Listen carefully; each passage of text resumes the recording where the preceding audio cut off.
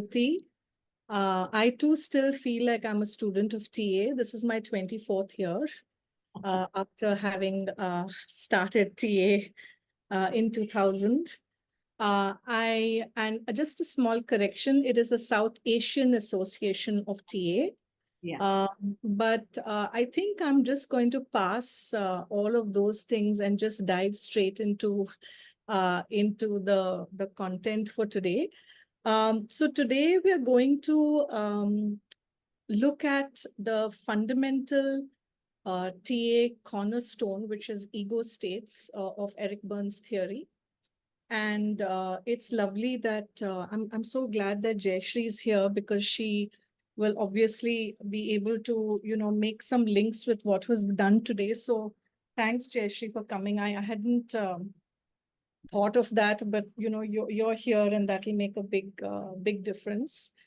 Um, and basically, what I want to say is that uh, the whole world of transactional analysis ideas, the founder, Eric Berne, was a psychiatrist and a doctor.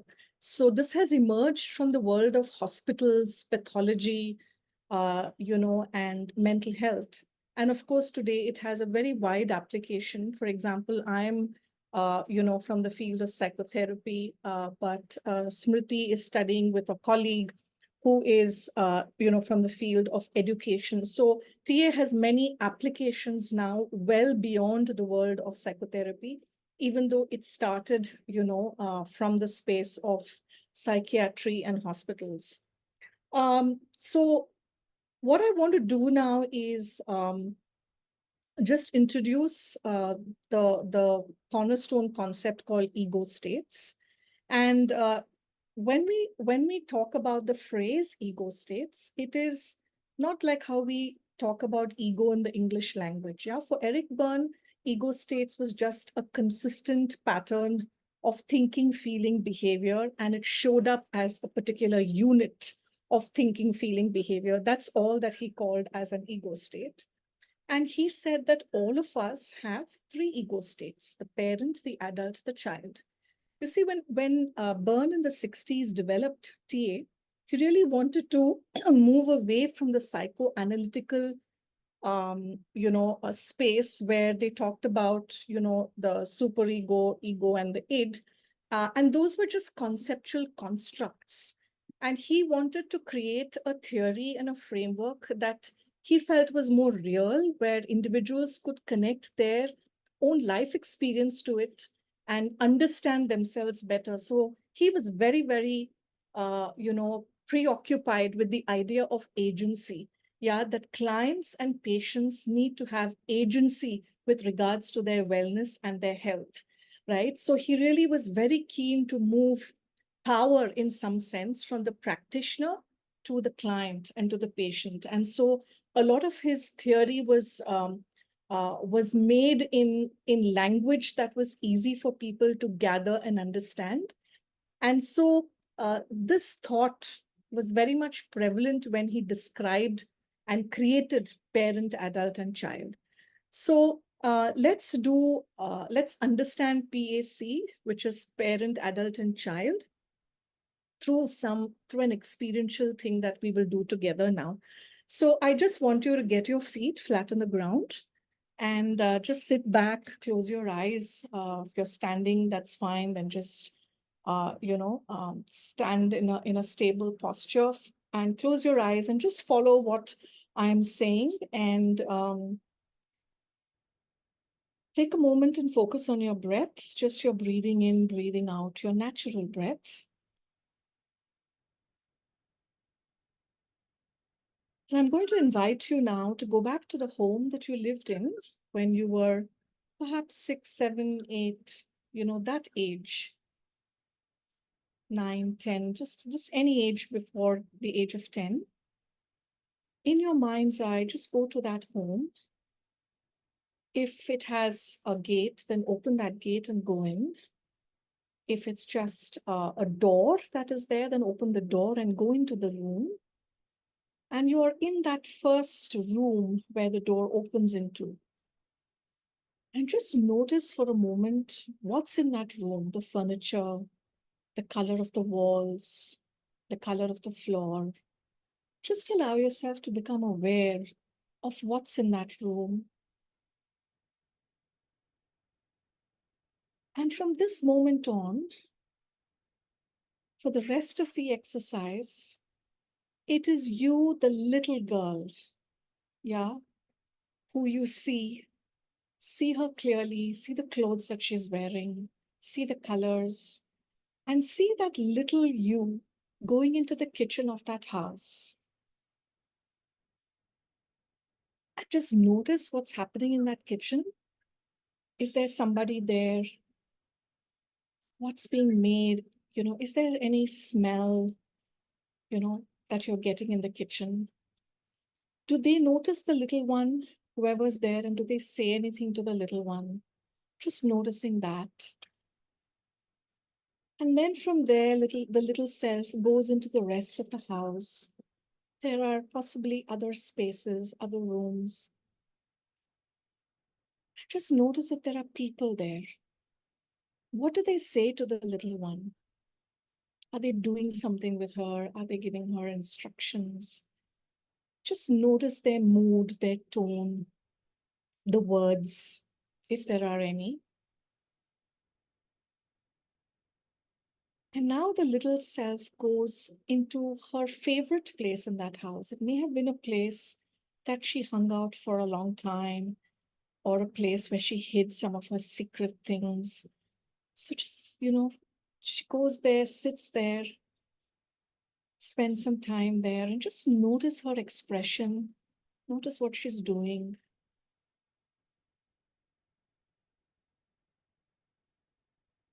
And then the little one gets up and continues to go around the house and the spaces there. Just notice, are there other little younger kids? This time, are there other adults? And are they interacting with the little one?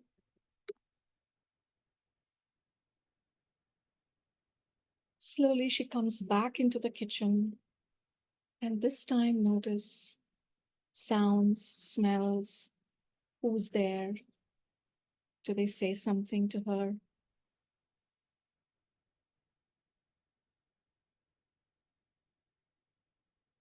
And it's now time to leave.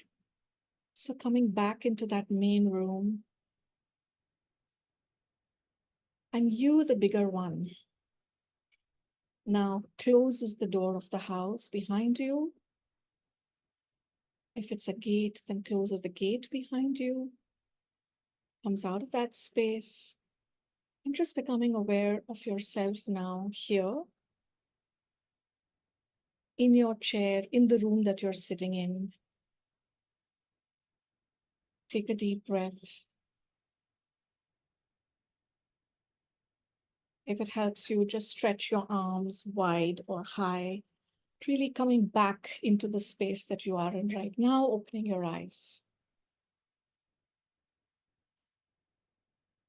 Okay.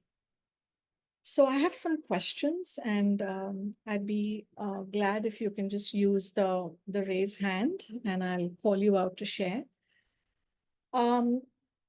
So when you did this whole revisit of the house, I'm just curious if anybody, when you entered the kitchen, did you get any smells?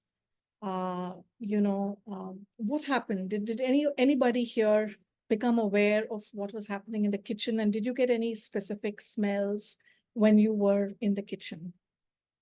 Anyone? Yeah, Nita. So I did get the smell. I did get the smell of the chapati, which my mom used to cook. Yeah. And that was a very typical time when I just entered. In fact, I could just visualize. I was very small. I Mm, went into my age of 6 and 5, mm, but I could see her bangles, which used to make a kind of a very typical kind of a noise. So I could even hear that. And as you mentioned, your favorite place, the place which you spent more, and I could see mm, my place there with all my books scattered. and that is who I used to be. Okay. Yeah. Thank you. Thank And you for sharing. Maya? Yes, so when you asked us to enter the kitchen, the first thing that I could remember was me stealing food from the kitchen. That used to be my favorite, memory of the kitchen. And most likely it would be at a time when mom would be sleeping, and I would go and probably steal some papad that she has kept. That would be my thing. And then my mom would wake up from sleep and then whack me nicely. That was the kitchen story that I remembered. Yeah. So All it right. was not about the smell, but more of, kind of going back and like reliving that memory, and then me going in the attic and literally hiding. Because when you said your favorite place, my favorite place was the place where I used to hide so as to avoid this whacking from mom. Yeah. So, yeah. Lovely. So I'm just going to ask Malini to share. And Anu, I may not ask you to share at this moment. I'm just being very conscious of time. But I'll invite another sharing after Malini. So yes, Malini. Right from the very beginning, as soon as the door opened, I saw the house in which we used to live in my childhood. I saw my grandfather sitting over there like he used to always. And as we proceeded, I saw my mother in the kitchen, and I was when I had entered the house, I was 4, but when I went to the kitchen, I was 6, Mm, which was pretty interesting. And while I was standing in the kitchen, I felt as if my brother is about to be born. Like I saw my mother as a pregnant lady, mm. but in actuality, when I was 6, he was already born. So I'm feeling a little bit. You can, if you can sense a little bit of overwhelm inside my heart. Sure. And of course, reliving those moments as a child was something beyond my imagination, that it would come so quickly and so intensely. Right. And I'm just going to ask you for a moment, Malini, to, get your feet flat on the ground and don't cross them. And Okay. just allow yourself to stretch and, just take a deep breath and just do that, Mhm. yeah, for a moment. Yeah. If it helps you to have a glass of water, get up and do that, then you can do that also. Yeah. Okay. So thank you, all of you, for sharing. So now I have a different question, and maybe I'll invite, two people to share. Um, in this, visualization of yours, did any of you hear anyone talking to the little one?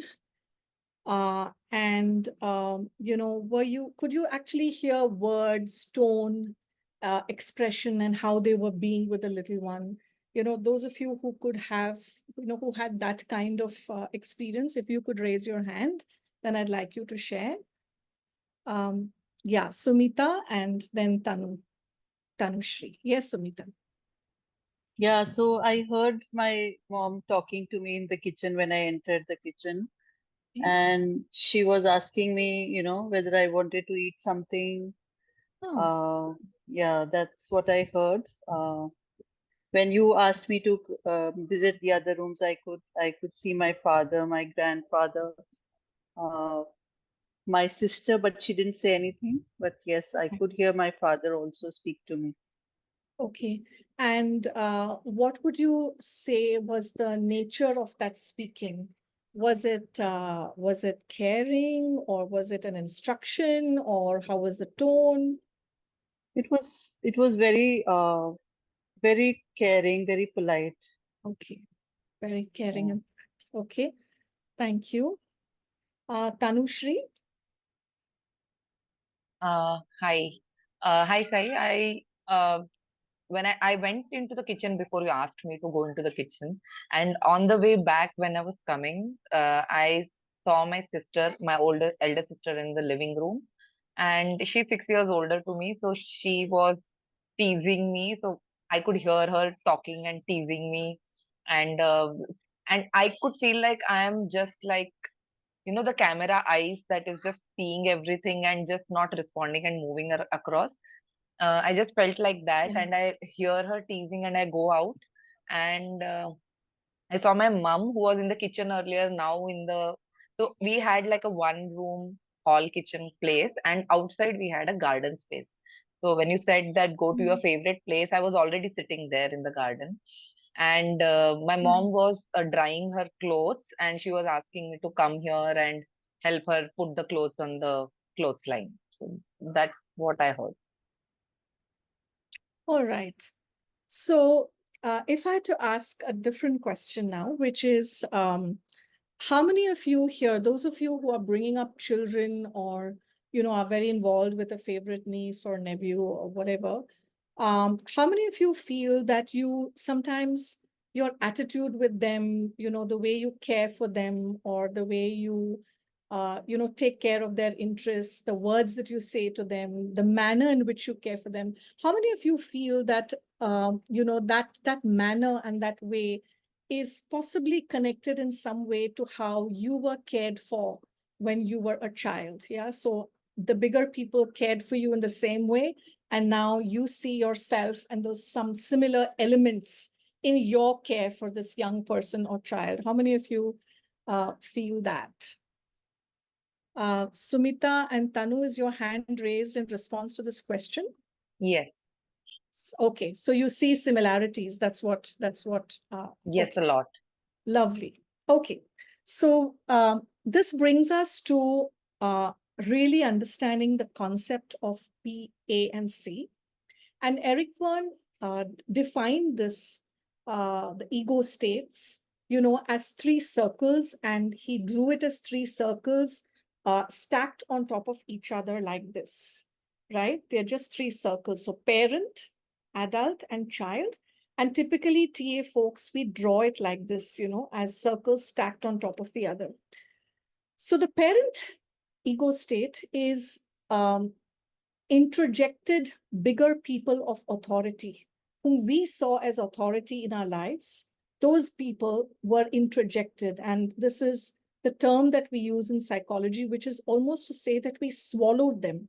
We swallowed them into ourselves, their thinking, feeling, and behavior, all into us. So in our parent ego state are several people whom we considered authority. For many of us, it's mom and dad. For some of us, it's grandparents, teachers. For some of us, it's an older sibling or someone who took care of us, bathed us, fed us, told us stories. For some of us, it's a, it could also be an uncle or an aunt, or if we were in a joint family, then a few other bigger people whom we saw as authority.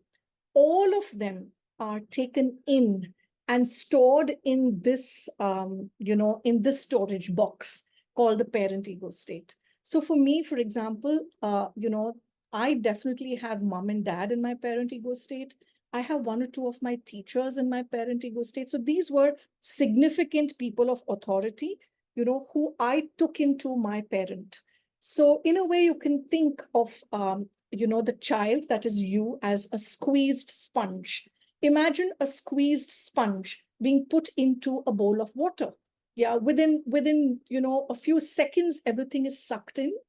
So imagine that we have lived with them for year after year, yeah, and we have taken them into ourselves. And so I love what Eric Berne says when he says that everybody in your parent ego state has an address and a telephone number. They are real. They're not social and psychological constructs. They're real people, right? And into ourselves, we have taken their thinking, their feeling, their behavior. And today, given the adult that we are, whatever age we may be, we are borrowing and pulling from those imprints, pulling from the storage box, and we become momentarily like one of those individuals, and in specific domains. So for example, some of us, keep our kitchens in a particular way. Some of us have our cupboards exactly like one of them. Some of us are disciplined and our work ethic is like one of them. Some of us are perfectionists like one of them, right? Some of us even laugh and smile or have humor like one of them. Yeah, so thinking, feeling, behavior of these people within us in this storage container is what he called the parent ego state. And we borrow from here and we we become like that momentarily at any given point of time. So this is the first, the topmost circle, which is the P. I want to go now to the bottom circle, which is the child ego state.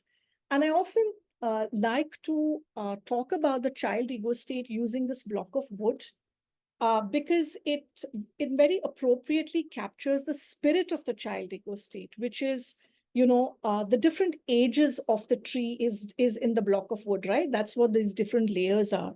So imagine that in the child ego state is your 1-year-old, your 4-year-old, your 8-year-old, your 12-year-old, your 16-year-olds. And in TA, we believe that developmentally we are growing at least up till 18 and 20, while significant ages are the ages of under 10, but we are still developing, right? So in a way, each of our memories, our experiences of the different ages are stored here, whether we can consciously access it or not. They are still in this storage unit called the child ego state. So in here are all our experiences, good and bad, difficult ones, traumas, simple, pleasurable joys. All of those memories, are stored here.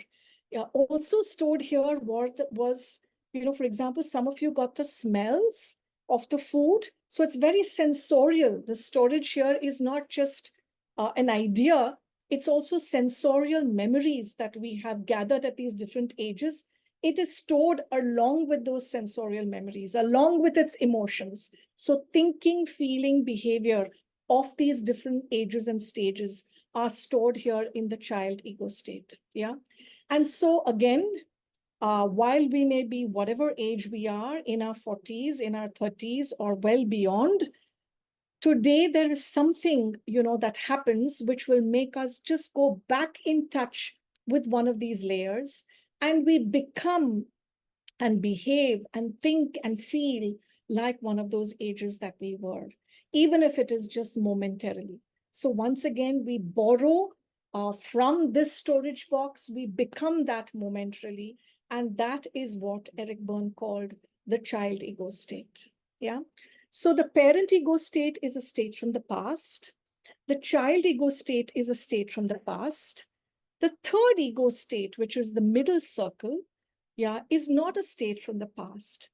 It is very much from the here and now, and it thrives based on its senses. So what we are seeing, we are observing, what we are smelling, what we are seeing in the here and now, what we're taking in and processing, and being in full touch with the current reality where we are. So for example, right now, I'm really looking at some of the faces that are on the screen. Yeah, I can see that, some of you are nodding and are completely relating. Some of you may not be nodding, but I see that you're very much there. Yeah, so I am really looking and processing right now in my adult ego state.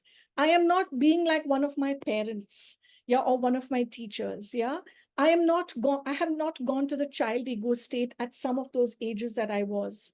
I'm right now here, taking in data from the here and now, understanding my role as a presenter here, very aware of the context of what we're talking, and seeing what is the next step. What more can I say that will clarify this idea in the here and now of adult? So the adult is here and now, reality-based, the seat of awareness, the seat of choice, and is constantly processing and watching the relevant next step that one can take. So P, A, and C together is what in TA we call personality structure. And we are in one of them at any given point of time, either in the parent or in the adult or in the child. And we can move very, very rapidly from P to A to C, right? So it's possible that we literally spend 30 seconds in one ego state, and we may, just flip into the next ego state literally that soon.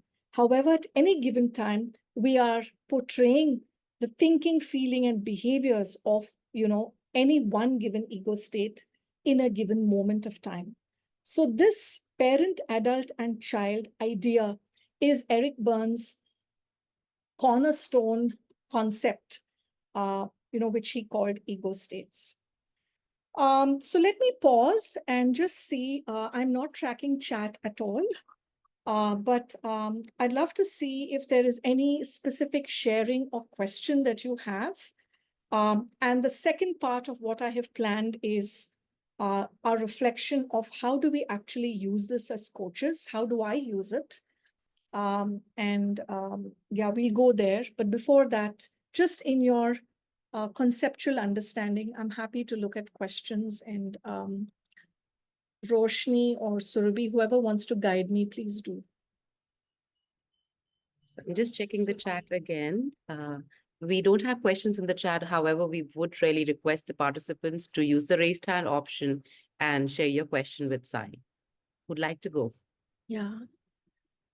I think there are already 3 people who've raised hands, right? Yes. So we can have Rekha and Sumita, and who am I missing? Shivani. Shivani. All right. Please, in that order. Thank you, Sai. This was very interesting. I have a query in terms of, how I'm associating as parent is that of an authority figure that we have had in our lives, whereas the adult ego state is pertaining to the reality right now, like you said, sense-based and things like that. When we talk about the child ego state, you mentioned the experiences that we've had as a child, but is there a theme to it? I'm wondering. I think we've had a zillion experiences, no, Rekha. We've had, joyful ones, difficult ones, very, very difficult and traumatic ones sometimes. So that entire range of experiences is recorded in the child ego state, along with its emotional content, along with its thought content, and along with its somatic body content. So all of it is recorded. Yeah. So a child doesn't have just one kind of experience, right? Even if, say, for example, maybe with, someone has been in a troubled home, one cannot imagine that every single day for years and years of your developing years, was only that. Yeah. There are still moments of joyousness and other moments. So all of those, are captured, not just one kind. So when we say that somebody is acting from a space, maybe this is going to get covered later, in which case you can just park this here. Yeah. So when we say someone's acting from a space of the parent ego state, that is from that space of authority, how they have acted in the past. Adult is again from that reality-based, very relevant, logical sort of thinking. So when we talk about the child ego state, it could be from that any thing in that spectrum. Would that be right? Okay. Yes. It can be like the 6-year-old. It could be like the 12-year-old. It could be like the 16-year-old. Yes, it could be from any one of there. All right. Yeah. Thank you so much. Yes, sure. Sumita, would you like to go ahead with your question? Yeah. Thanks, Surbi. Thank you. So, Sai, 2 questions I had, and this is really interesting. What we are speaking about. So, one question is about, we have also seen our authority figures change over time. So if I hear what I heard, in the visualization that you did, if I would imagine myself few years later, I would have heard different voices. I would have heard different tones of voices. So how does this get, uh, uh, I mean, how does this impact the parent ego state that we store? And second is about which one do we flip into? What decides that? Is it automatically happening? Are we conscious of it or subconsciously flipping into a particular ego state depending on the situation? How does that work?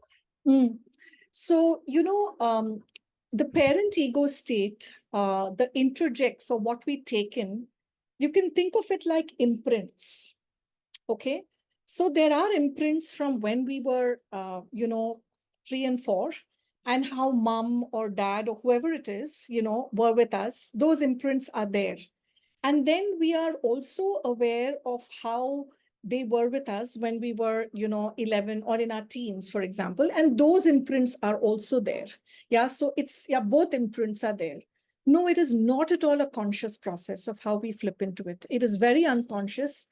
And Eric Berne did not explain why we choose one and not the other, right? But in our lifetime, when we flip into those, we may sometimes use the imprints that are connected with the 4 and the 6-year-old.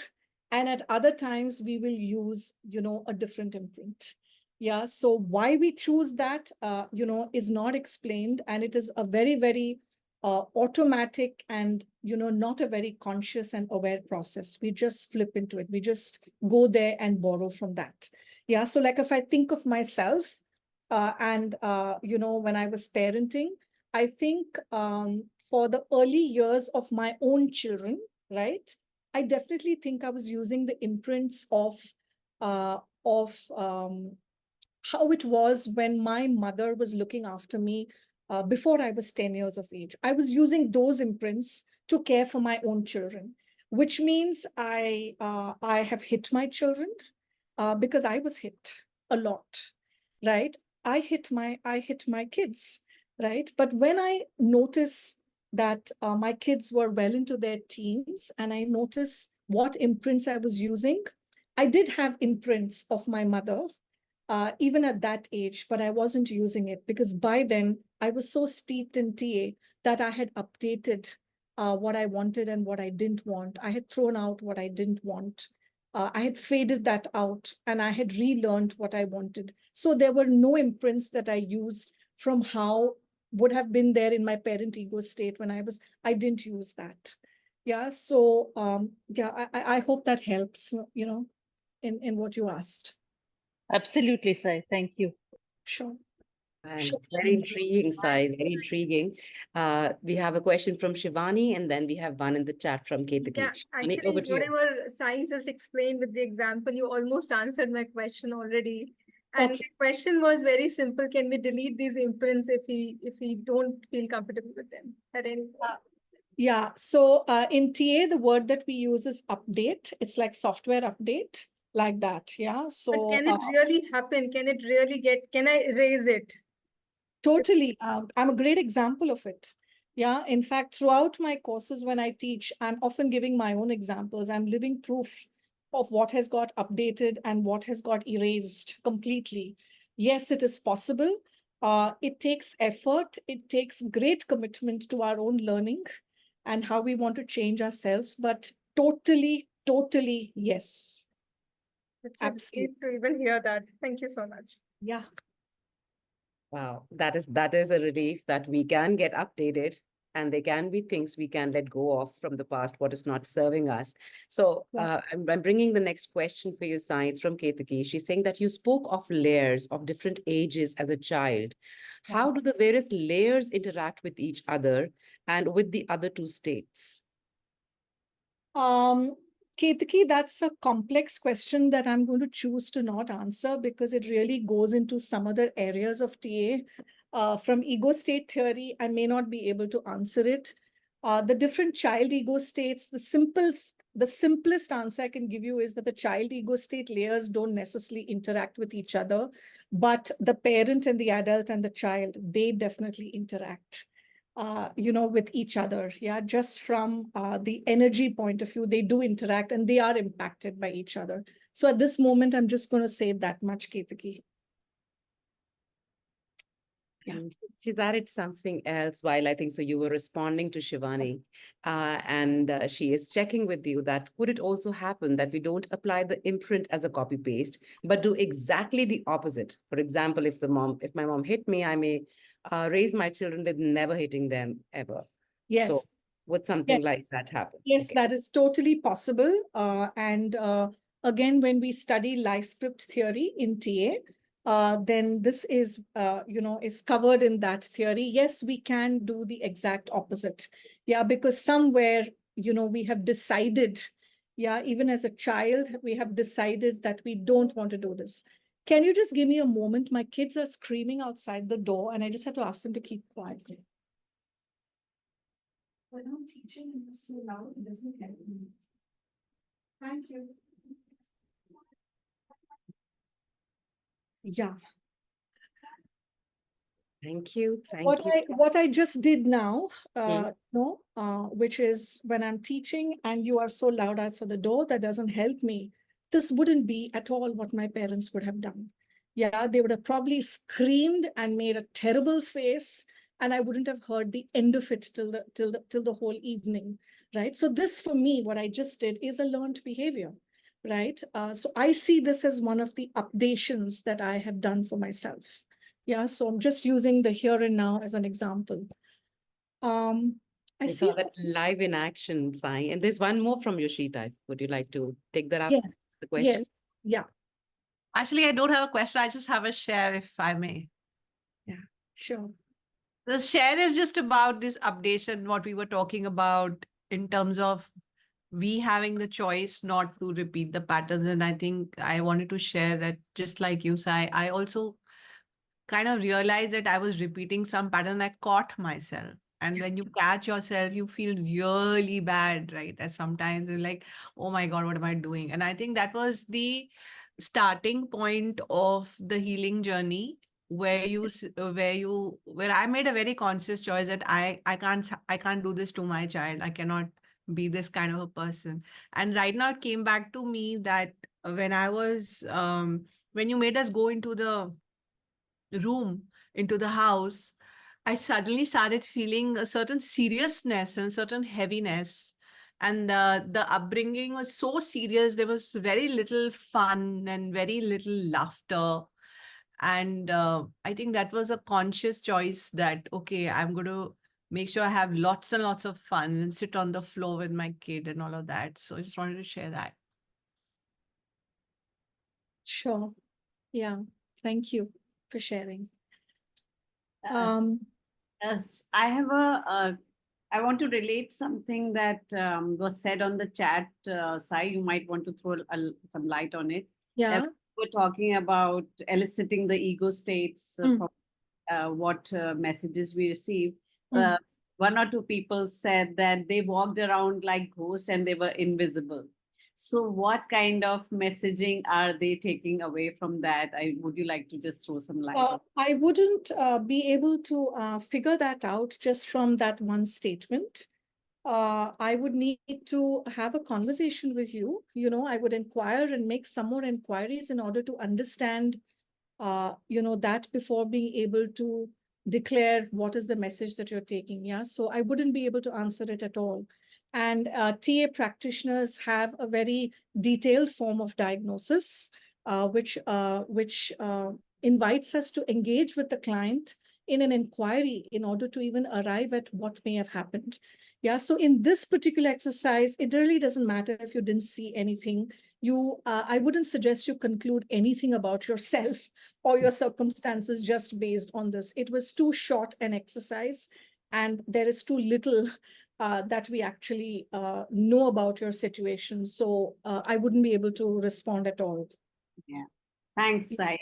Sai, would it be okay to say that whatever the situation, in the same situation, two different children, or we can take away a totally different message? Absolutely. Because it's based on our coping mechanism, message that we've taken to cope with the situation, and it is totally individual. So it is totally individual. Yes, you're right. And this is actually what life script theory is about. Yeah, we're not covering it in these 3 sessions, but it is a very solid theory of Eric Berne. And in that theory, it is very clearly stated that, whatever our narrative is really from the lens of the child, right? And therefore, in one home with the same set of parents and circumstances, children will develop very, very differently. So yeah, that is part of his theory. Thank you, Smriti. So what I want to say is that, so basically, parent, adult, and child, it's like the skeleton structure of personality. And what Jayashree will be covering, in the next session is when we are in the P, when we are in the A, when we are in the C, how do we actually behave? What is the observable that others will be able to see and understand? That those parts are what Jayashree is going to do. But for now, even if we understand that these 3 structures is like the skeleton structure. It tells us the content of what is there inside, who is there inside, what are the rough bunch of memories that are there. I think that is what this structure of parent, adult, and child does. And I want to now,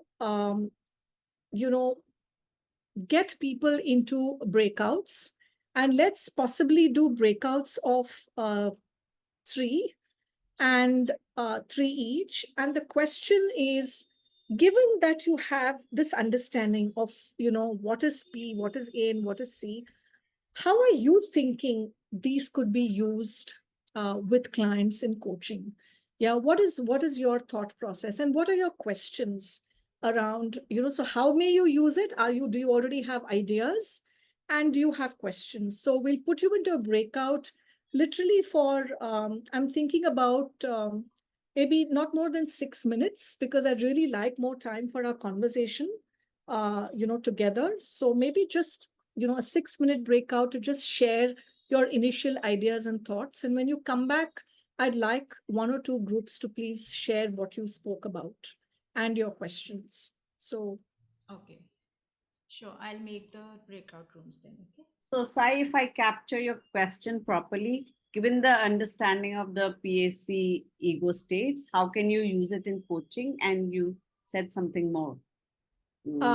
what are the other questions that you have about, about PAC and how you may use it? Yeah, maybe you have ideas of how to use it already, but maybe you have questions. I'll put that on the chat. Sure. Thank you. So I'm opening the rooms now. Okay.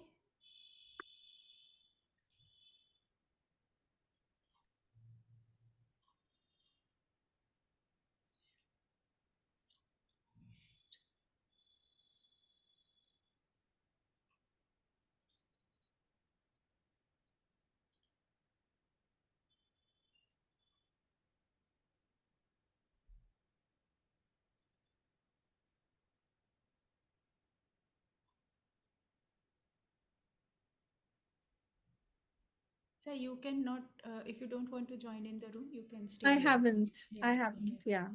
I'm just using my time to look at the chat.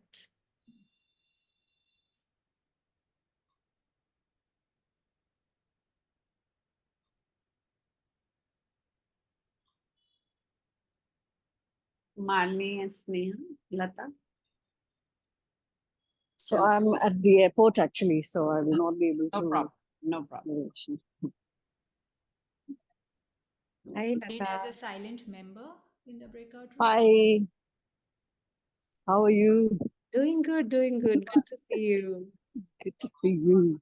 Really happy you could still join in transit. Yeah, yeah. And the flight landed late also, so I just joined in as soon as that landed. Okay. Let me go look for my bags. Sure, sure, sure. Okay. So how's it going, team? Amazing. It's going Amazing. Sai, I loved your beginning explanation. Every time I hear it, I still love to hear it. So I think you made it very, very seamless, because it can get confusing even for those of us who are pretty, even Very, if very somebody has simple an to idea. understand. Yeah. Very simple. And with that experience, it became so alive. Yeah. And there were some reflections on the chat as well. I'm sure, Sai, you've read them. I just saw it now. I'm responding with some thumbs ups and stuff like that so that I can respond to it. Yeah. So when they come back now, I do want to share. I want to see some of the sharing that comes up. I'm happy to share how I use it with certain clients with examples. And then, let's just take questions. And whatever questions I think are best left to next time's, to Jayashree's session, I'll just, leave it there rather than attempt to answer it. Because it's a struggle to answer something when there isn't a conceptual clarity from the start. It just confuses things. So I will just leave it then to that session. And what I can answer, I will. I didn't say this before, Smriti, but I do want to make that offer that once the 3 sessions are over, if you feel that it is relevant to block a 2-hour session where people can actually bring their client stories and examples in, and we use the 3 concepts that we have learned, to de-strand that example and understand how we can work with them as a coach, then I'm really happy to offer that, because then I think it will pull all the strings together, right? And allow more an application mindset. So I just wanted to leave that with you. And if you feel this is relevant, then please, let me know. I'm happy to just do that. Thank you so much, Sai. That's so generous. And I think what we will do is, because we have to plan the time and the slot, we will announce it at the in somewhere in between after we've discussed it as a team, and then we'll announce it. But that's really generous of you. Thank you. I find it very useful to use TA in coaching. I find it extremely useful.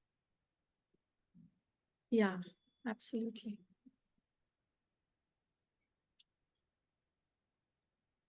How many minutes more? Approximately 3 minutes. I will just send in a message. Okay. I'm just going to have some water and come back. Sure.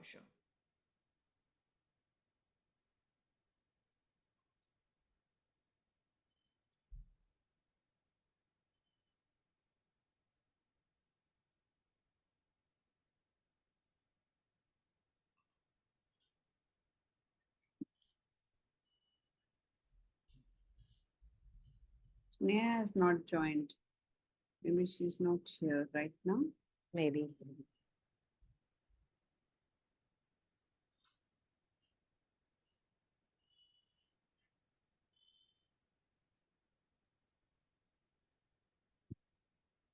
So Smriti, for you, it's been 5 years going through these concepts. Wow. There's so much. People have done so much work in TA, and they expanded and expanded, and you can look at it from here. It's like looking at an elephant and seeing it from different, and you still can't make out the whole elephant. There's more research still happening in this space. People are expanding the concept so much because they find it so useful. But I think all of the modalities, all the different modalities take you back to your childhood, your experiences. Because who we are in Yeah, who coaching, we are what we lies do, there. We look back. Roshni, many times what we do, we are raising the consciousness of people from what happened in their childhood, because we make these beliefs about ourselves and others and the world, and we embed it as a rule in our mind, because the brain is an energy efficient machine. It wants to operate from a rule. It doesn't want to think why I'm acting like this. Like this. So then We you not even notice it, na? Yes.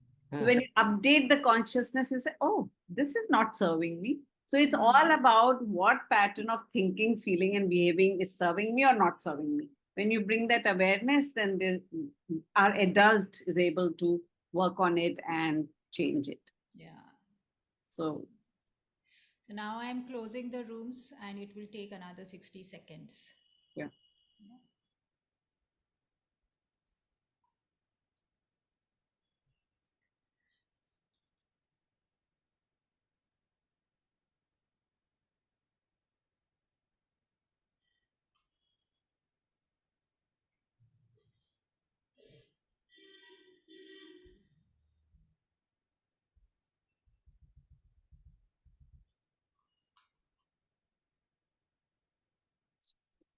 Bye.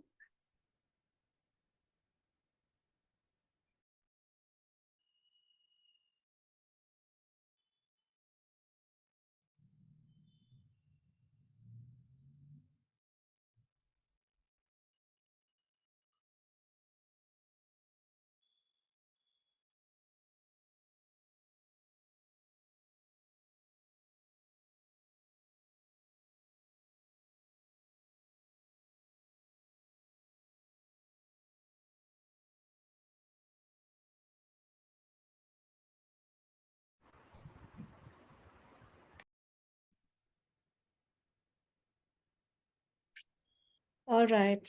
Welcome back. So I'd love to hear again from some people. What do you see as the application of this? What would you do with a client? How can you use this? Raise hands would be helpful. Yes, Sumita. So what I have observed, Sai, is when I am coaching from the parent ego state, my client mostly flips into the child ego state, you know. And when I change it to an adult to adult, kind of an adult ego state, my client also flips to an adult ego state. That is what I have been aware of for the last couple of years, and I'm using it in my interactions with other people also, because uh, I see a lot of results, when I try to become aware and change the ego state that I come from. That's the only thing that I'm aware of right now. Thank you. Thank you, Sumita. That's a very valuable point that you bring to all of us. And what I want to respond to that is that a coach needs to have their parent, adult, and child fully alive and fully in service of the client, which means sometimes we use the P, sometimes the A, sometimes the C, and it's not only the A that is valuable in coaching. The A is very, very valuable. It needs to be the predominant piece. But I think as a coach, I would encourage all of us to say the P, A, and the C all need to be energized and alive. And we will use each of them at different points of time. And the client needs to experience the P, A, and the C. Yeah. Thank you. Sai, I have just a quick clarification on what you just said. When you said use the C and the P, what do you mean when you say use the C? I mean, could you give an example? I really love your thinking mind and the questions that you come up with, Ketki. They're always so yeah, I love it. So Ketki, the ego state that I used just now to talk to you and to express this is my child ego state. Yeah, I could have also said, बहुत अच्छी बात है केतकी, आप बहुत अच्छा सोच रही है. Well done. I could have also said this. Yeah, but and the client experiences this very differently, right? So there are times when I will want to use the energetic, joyful child state and those behaviors which Jayashree will cover, when she does the next session. And the client would love to experience that. But at other times, the client may very much need, a parental sort of response from me, which is really more in the nature of maybe caring or, something like that. So as a coach, we need to have each of these states polished and alive so that they can be deployed, so to say, when it's needed. Have I clarified? Consciously. So idea is to Yes. figure out how to consciously use it. Yes. Yeah. Thank you. Vidwata. I think you somewhere have answered my question. I was thinking, as a coach, when we are able to identify that the client is coming from another state of ego, like parent or a child, we are consciously trying to bring them to the adult ego state. They can decide for themselves. Yeah. So that's not an incorrect assumption, Vidbata. Definitely, the adult ego state is very valuable because a lot of our clients, after the expression of their emotion or their confusion or whatever, are also problem solving. No, that's an important aspect of coaching. So for problem solving, we do require their adult thinking. So you're not incorrect in thinking that the adult is important. But that's not the main goal of coaching. Yeah, that we have to just somehow bring them there now. So I feel that there needs to be a listening for their other states, but definitely as a coach, an important primary objective is to engage their adult, is to engage their reflection, their self-awareness, their options mentality, all of it, which is very much centered in the adults. So you're not incorrect in thinking about it, but, we may need to have some tolerance and some connection also to their other states that they express in a session. Yeah. Anu? Yeah, thank you. I think you said it all already. I think we discussed within our group that yes, the adult to adult, the one is the one which is, the leveler in terms of communication, where you're thinking of the now and the future in coaching, where you really are bringing in all the reflections and the realizations and the awareness. Okay, so this is what it is, and how are you going to take it from there? So the adult allows for that. Adult state allows for those reflections and assimilations and insights. But we did discuss in our group that, how important even the child state is to kind of add that flavor of fun in the conversation, and not really make it, a dead serious kind of a conversation. And I did have Yoshita in my breakout room, who also does the inner child healing work. So she did mention how she looks at even the parent state, because you have the nurturing parent, and coach to a very large extent is a recipient and creating that space and that safe space. So we do flip into the nurturing parent state quite organically to be able to create that safety for our client to open up and discuss things. So yes, beautifully articulated already. I just was adding these points. And I think whatever Anu has added are some pieces from the upcoming session with Jayashree, this terminology. And I think it will become so much clearer when Jayashree puts the, the layer of the behaviors onto it. So nurturing is one of the elements of the parent behaviors. Yeah, thank you. Deepika? Yeah, so Sai, I have more of a question now, which emerged as we were talking about it. Now, one you said is adult to adult is a really good way of interact. That's what we were discussing. But are there some other ways? For example, if you observe there is a parent behavior emerging from the coachee, is there a better and effective way of our approach to it? Meaning, are there some transactions which work better and more effective versus another one?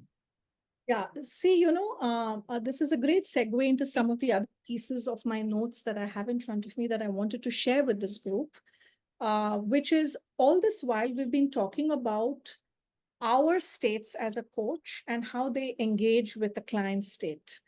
But this framework of PAC is also very valuable to understand what's going on in the client. Right? And that is really Deepika's question, is a segue into that. So for example, if I'm working with, I'm working with a client who, senior leader who is from Boeing, and he has such a difficulty with, with a boss who is a bit of a bully, right? And he has difficulties with, asserting himself because he's in a function that he finds is constantly dismissed. Right. And there is a great need for him to assert himself, in larger meetings and with peers, and also in one-to-one meetings with his boss. Now, when I hear these issues, it starts occurring to me, where is his difficulty coming from? Right. And then my explorations with him allows me to see that the difficulties are coming from one of these layers. Yeah, and not one experience, but multiple experiences in these layers, where he has, as a child, experienced, bullying, and experienced, being very sad and, running away from things and not being able to face it. And so there's a lot of those which are there over here, right?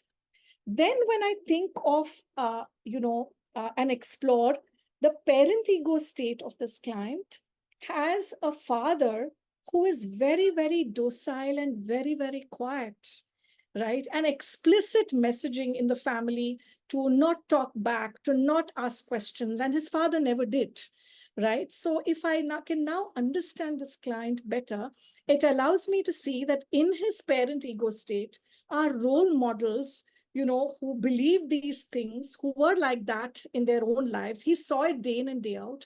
He has it in his parent ego state. And in one of his layers are these experiences of being bullied and being scared.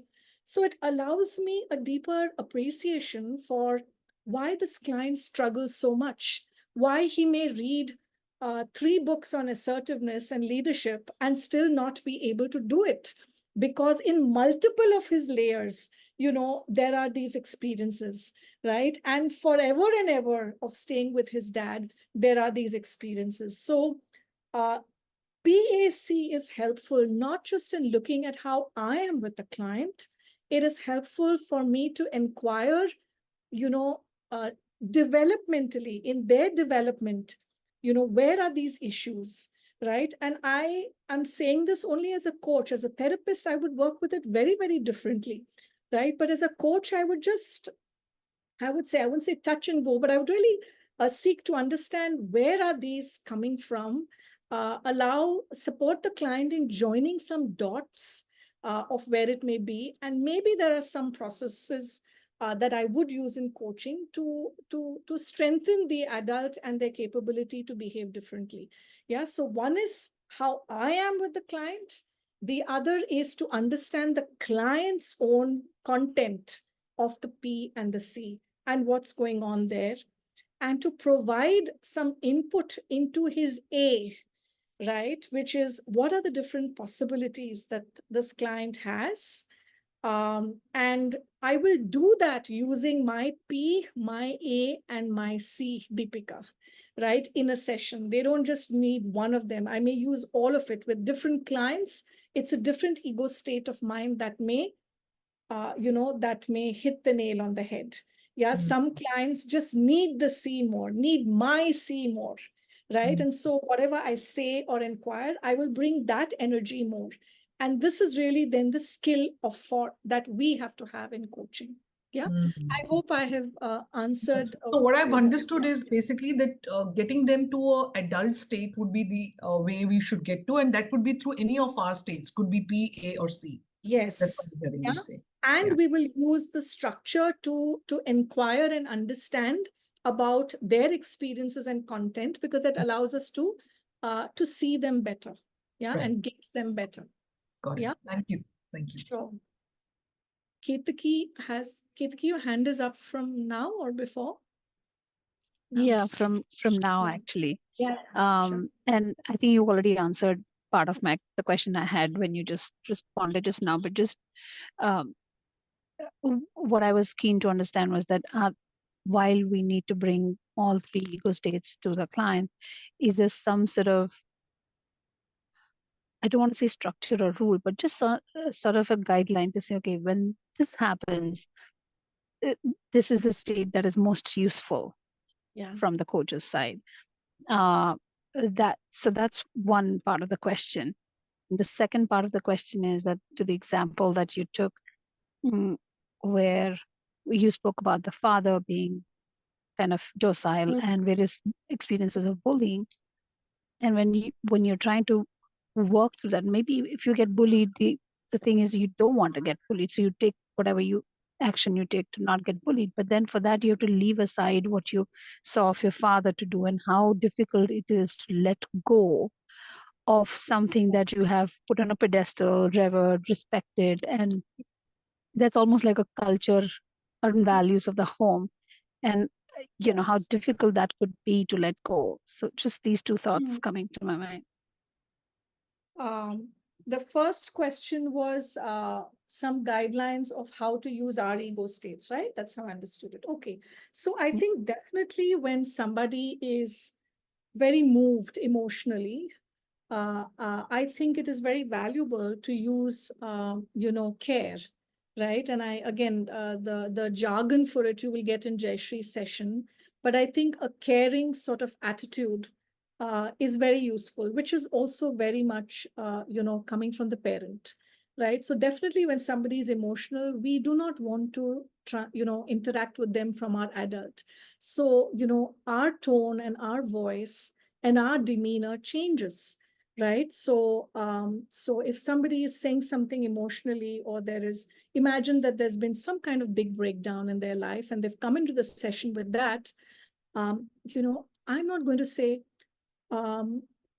okay, I heard what you said.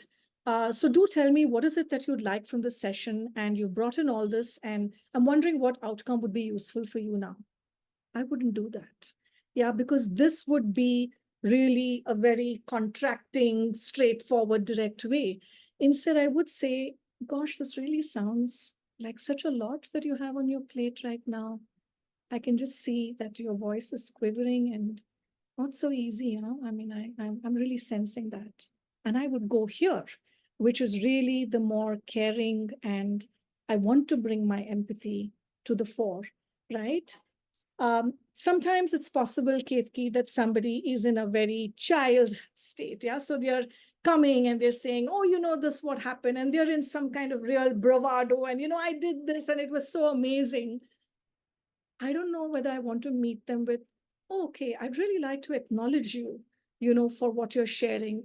That's phenomenal. You know, that's really great news. I may not want to do that. My style would be super, you know, cheers to you. And if you were in front of me now, I would have given you a high five. Yeah, I would want to match, you know, their energy and their joy, you know, from being in the child ego state. So I'm really saying that I think intuitively most of us would do this. I don't think this is rocket science at all. But I do feel, as a broad outline, these are some things that are very useful to keep in mind, because then we really land more sensitively into their world. So So that's the basically first what you're question. saying is very akin to what we say, that meet the coachee where they are. Absolutely. So in that state of, yeah. Absolutely. Yeah. And you'll see sometimes when this mismatch is there, that we haven't sensed their energy, we find that, you know, those clients, those coaching sessions are heavy. They're not always the most fulfilling for us or for the client. Yeah. Not, you know, not just for them. So this was your first question. Your second question was, sorry, It was about like, you know, letting go of what's been drilled into your yeah. head Okay. since childhood So, as a value. yeah, I get it. So I think you were referring to how difficult it is, you know. So I find, Ketki, that me personally, because I'm also a therapist, you know, I have the thinking of what a therapist would have. And so I am very aware that there are certain clients where the imprints and the difficulty and sometimes the trauma, you know, almost some, if you look at this block of wood, it's really like saying there's a hole there. Yeah, I wouldn't even attempt to manage this hole through coaching. Like, I won't even do it, right? I immediately know it's not going to work, right?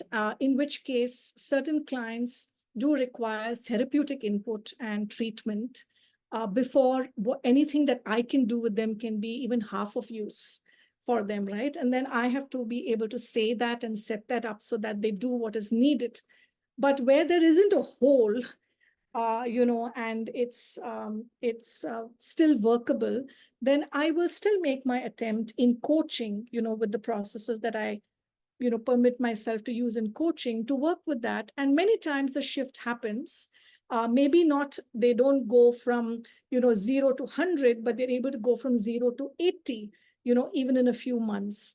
And that's great. And that's good enough. The rest of moving from 80 to 100, they'll do by themselves. Yeah, because they're such capable people and they'll move. Right. So I think that assessment becomes a little bit of a important assessment to make. It doesn't mean that we don't make our attempt as a coach, but I think what's more important is to know what we can do and what we cannot do within the coaching space, and to have the, you know, the courage and the integrity both to hand it over to where it needs to go. So yeah, does that make sense? Got it. Yeah. Okay. Thank you so much. Sure. So, you know, I can see, Mrinal, your hand is up. Just give me a moment. I'll just invite you. I just want to reinforce that we therefore can use, you know, inquiring with the client to understand some of their memories and experiences. And in that inquiry, we're able to see developmentally where, you know, where something happened or transpired. Yeah, if something transpired when they were 16 and 17, is so different than when something transpired when they were 5 and 6 years old. We know that when we are working with a 5 and 6-year-old, our job is much tougher as a coach, and they require some other interventions, because sometimes, you know, then that's when the hole happens. You know, so our inquiry is able to really, you know, for us to understand as coaches, you know, where all do the issues lie? How have they got reinforced? You know, how many times has that happened? So this kind of, I think, our questioning that we are all so good at as coaches, our capability to question, to listen, to understand, allows the content of the P and the content of the C, to be laid bare. And through that, we're able to understand, our clients more. The other thing that I just want to say is that listening to the language of the client is so valuable, right? Because sometimes we're listening to, their limiting beliefs, the messaging that they were brought up. And many times when people are in the parent ego state, they will say things like, you don't do things like that. One has to be honest. You can't behave in these ways. That's not the right way to be. This kind of languaging, often that the client is speaking from their parent ego state. They are telling us about their guidelines, their rules that they're following. They're often repeating things that other bigger people in their lives have told them, right? But on the other hand, we will notice language which says, I really find this very difficult. This is so scary for me. I hear him and I want to say it, but it just gets stuck in my throat and it just doesn't come into my mouth and I don't know what to do. Yeah, when we hear this, then very often we can understand that this is the language of the child ego state. Yeah, and it is coming from one of these layers. So listening to the language and watching the demeanor of the person is very helpful for us to also understand which structure am I listening to? Am I listening to the structure of the parent, or am I listening to the structure of the child? And for us to understand even voices and tonality, the client will talk very differently when they're an adult. They will talk very differently when they're in child. You'll see the drop in the voice sometimes. And I'm not saying it is for us coaches to say, okay, this is the child ego state. No, it is like a signpost, right? It's like a signal for us to make an inquiry and understand where is the client coming from. So I just want to point out for us that our listening is very valuable to body language and to the verbal language that clients use. And that is another important way to use parent, adult, and child. Yeah, what we've learned today. Mrinal. Yeah. So I think during our conversation in our breakout room, we had discussed this, that there are two things that I would like to mention. I was about to say this, that listening is very core, and you need to match or your inquiry closer to where the particular client is, in whichever state he is or she is. Yes. And that could probably build a trust between you and the client, and the conversation then would go in a greater direction. Yes. However, having said this, you also spoke about being mindful about what state we are in currently as a coach, whether we are in the P state or A state or C state. That matters very much, because that helps you in planning your questions. The next question that could probably work. That's one point. And secondly, the second thing that I would like to mention is we also need to be mindful, even if we understand the state in which the client is existing during the coaching session. We really need not be biased. We need to be very neutral, non-judgmental, because sometimes it happens that your experiences and the client's experiences also might match. You might also understand that you are in a particular state while you're listening to the client. And you never know, it's a very thin line. You could just, cross the line and go, not remain non-judgmental, become slightly judgmental, and may start concluding in your mind. So this is something where I think when we mapping is beautiful, it will help you out all along. Your conversation will go smooth, but being mindful that you don't get engulfed into it is also, so bringing the client back into the adult mode should be the focus, I feel. You've brought a very pertinent aspect, and I think this is why supervision of our work and a mindful practice as a coach becomes so valuable, so that we don't bring our material, so to say, into the session, right? But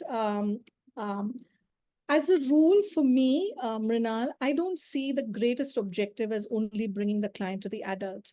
I certainly see that I would like to close my session with the client being an adult so that they can go back into their life and their work.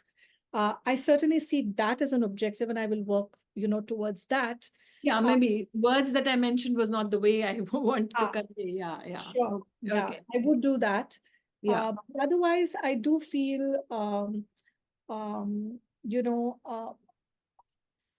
our own awareness about who we are, I think this is very vital. And that is why I think coaches doing our own work, right? Coaches being in coaching, coaches, even looking at therapeutic interventions for ourselves becomes so important, because otherwise the spilling of our content into the session happens. And I also feel that there are some coaches that really require a very, very bold coach. They really want to, just come like that into coaching. Yeah. And if you have not worked with your own anxieties and scare in your own child ego state, you cannot meet the client like this. It is impossible. Yeah. And then they go away because they don't feel challenged enough. Actually, yes. Right. So it really comes back to us knowing, do we have a gentle glove, and, do we have our empathy right here? But do we also have the capacity to make the bold moves and to meet them with that, challenge? And I think that only comes from us getting more skilled and us, doing our own cleaning up. We clean our own house and keep it clean, so to say. So, yeah. So would it be right if I say you could just, move between different states of ego during the entire conversation? Absolutely. And be also mindful as to what state you belong at that particular time. Absolutely. Yeah. And just the last thing that I wanted to say is, the PAC structure is very valuable for us to uncover limiting beliefs.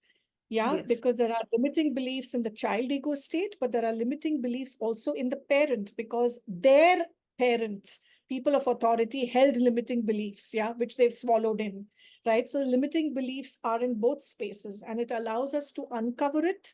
And as coaches, give language to those limiting beliefs, and we question those and all the rest of the steps that follow. So that's another way to also understand and use PAC. Yeah. Thank you so much. Thank you. Yeah, you're welcome.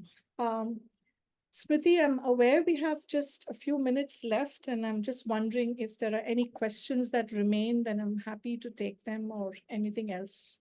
Yes, Sai, it's been so engrossing. It's 7:26 and we are all here glued and you're answering the questions so brilliantly. I think I'll leave it to the group if there's one last question, and then I'll invite Roshni to close the session. Me, one. Okay, Ketaki. Yeah. Your child ego state is pretty apparent. Please go for it. Thanks so much, Priti. So Sai, again, coming from the therapy world, that's what I was discussing in my in the group where we were. And I think it is very important to bring in all the three states, because I'm practicing being a psychotherapist. So at the therapy zone, it is much, much more deep. But as you also mentioned about the body language. So when we talk about the body language, especially in the stage when we are seeing them in the middle state, so that is the year end now. But can that body language cannot be manipulative at times? Means the person It can be, Yes, okay. It Yeah, can. it can be. And again, that is where the keenness of our eyes, and observation. I don't believe that a client can manipulate body language beyond a point of time with me, right? But that is my confidence and my skill, right? So I do feel we have to really sharpen our skill and observation, because whatever is underlying and covered will come through at some given point of time. Yeah, it's not possible that session after session after session the manipulation stays on. So I really feel it is for us to sharpen our observation and our capability to diagnose. And in the next session, Jayashree will cover a lot more on body language of each of the different parts of the ego states. Sure. It is for us to be clear and know how to dig beneath the surface. But I don't believe that it is workable beyond a point. Momentarily, a manipulation is possible. Yeah, but I don't believe that a manipulation is possible for a long time, and definitely not session after session. So I do feel that we can trust our own observation and our own skill, to be able to spot, what is underlying. Underlined, yes. Thanks so much, Sai. Means it is regularly sharpen your saws. Absolutely. Absolutely. Thanks so much. With your permission, can I add one sentence because it's coming up for me on Yeah, this?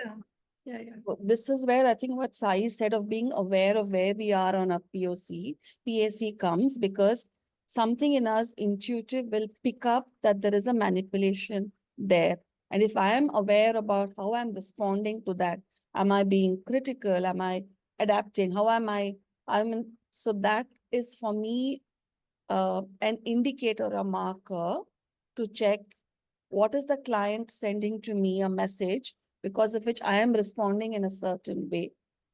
And if there is a lack of clarity there for me, the supervision is where I can unpack it. Why is my response in a certain way? And what could be the client's material that is coming in, and where is our responses building on each other? Yeah, so I thought I'd add that perspective side. Lovely, absolutely. Yeah. Great. Thank you. Thank you, Jayashree, for stepping in. And I would like to just pitch in here to conclude the session in just being in interest of the time. And first of all, thank you, Sai, for putting this together and working with the core committee and guiding Smriti to put this session together. It was so immersive. Everyone was engaged, and yes, we have captivated the audience for the entire session. So thank you so much for sharing the PAC model and building up the curiosity for the next one as well. Because now Jayashree will be leading us through the application of this framework and this model when working with the coaches. So thank you so much for being here and devoting your time. Thanks everyone, the participants. Yeah. Thank And the audience and all our SHEmantras for being such an engaging and curious audience. I love the questions that everyone comes up with, and so immersive and intelligent questions. So yeah, it's always lovely to have an engaged audience. Keep up with that. Of course, the next session is by Jayashree, but just to remind the date for it, it is 24th April. And it will be, of course, at 6 p.m. We will be sharing the details. Before closing the session, there's another reminder for registering yourself for the She Talks 2.0, which we will be doing in May, June, and July. We have very mindfully curated topics that are relevant to coaches, especially, so that you can elevate your coaching practice as well as yourself as a coach. So I will be putting out a post tomorrow again for the registration for She Talks. So if you want to be the next She Talker, do register for it. And yeah, that's all for today. Thanks once again, Sai, and everyone here to be present. I just see Anu's hand is up. Anu, is that your hand is actually up or what? Yeah. Very quickly, I think I know we are closing, but I just wanted you to kind of put a thought and maybe create a list of beginners read for this topic, because I know there's so much more to the topic, what we've covered today. So if you could recommend, this is a great one. Recommend a couple of books. This is my friend and colleague Karen Pratt's book, and you will meet Karen in session 3. This is her book. It's Transactional Analysis Coaching by Karen Pratt, a good one. And the other one I would suggest is Ian Stewart's TA Today. I think just these two. So I'm really not in favor of giving a long list. But I think just these two are good places to start. If I could maybe request the core team to put it in the chat somewhere, or maybe in the group, the WhatsApp. Yes. I'd love to kind of We'll pick put in that the up. Thank you. WhatsApp group. And Yeah, yes, yeah. Sai, link. I had read this book, I'm Okay, You Are Okay. That's also on TA, right? That's it. Yeah, that's the base of. Yes, I Yeah, picked it up to just understand the basics. I do not recommend that book at all. Okay. At all. I would be quite happy if none of us bother to read it. There are far better books which explain the fundamentals much better than I'm Okay, You're Okay.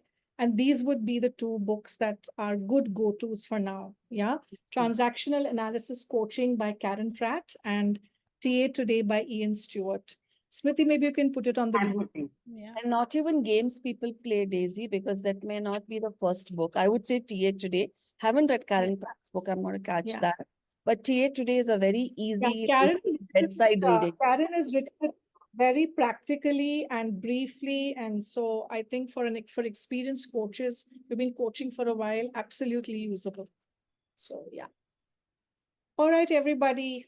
Okay, thank you. you. And a special shout out to Surbi, our newest member, for handling the chat box so beautifully. Thank you. Thank you. Bye.